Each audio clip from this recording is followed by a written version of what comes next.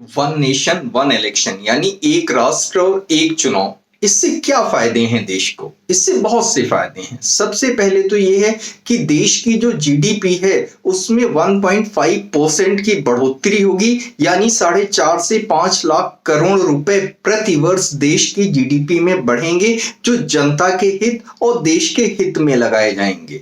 दूसरी चीज ये है कि इससे महंगाई दर में कमी आएगी। तीसरी चीज ये है कि जो इंफ्रास्ट्रक्चर के कार्य चल रहे हैं उनमें बहुत ज्यादा तेजी आएगी, गति आएगी। चौथी वजह यह है कि जो इंफ्रास्ट्रक्चर के कार्य समय से पूरे नहीं होते थे उन्हें समय से या समय से पूर्व पूरा कर लिया जाएगा, और देर से होने की वजह से जो उनकी लागतों में वृद्धि हो जाती थी अब वह नहीं होगी। पांचवा कारण यह है कि बार बार चुनाव होने से देश के कोष पे बहुत फर्क पड़ता है। देश का बहुत ही खर्चा होता है, उस खर्चे से देश बच जाएगा।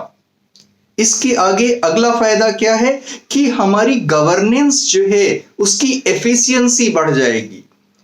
बार बार चुनाव होने से देश में आचार संहिता लगती है, इलेक्शन कोड ऑफ कंडक्ट लगता है, जिससे सरकारों के और जनप्रतिनिधियों के हाथ बंधे रहते हैं।